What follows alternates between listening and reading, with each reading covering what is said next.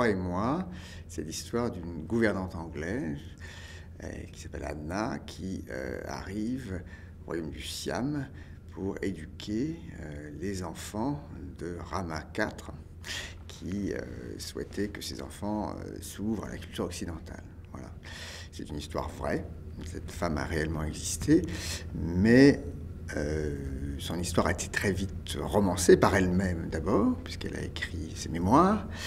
Et ensuite, ces mémoires sont devenues un roman, ce roman est devenu un film, ce film est devenu une comédie musicale de Roger Hammerstein, qui sont les grands rois de la comédie musicale des années 40, qui ont écrit par exemple La Mélodie du Bonheur.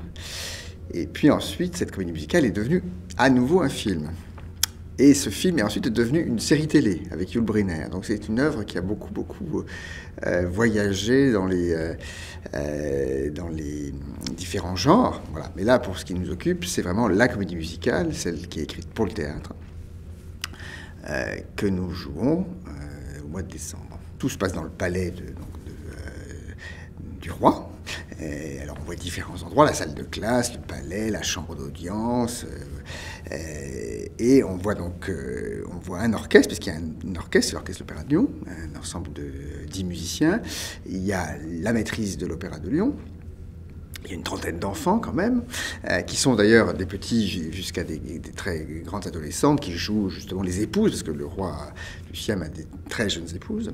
Et puis il y a donc le roi qui est joué par Jacques Verzier, qui est un habitué de cette maison, qui a joué beaucoup de rôles ici, dont celui principal de Belzavringing, et puis Edwige Bourdi qui joue la gouvernante anglaise. Oui, frais.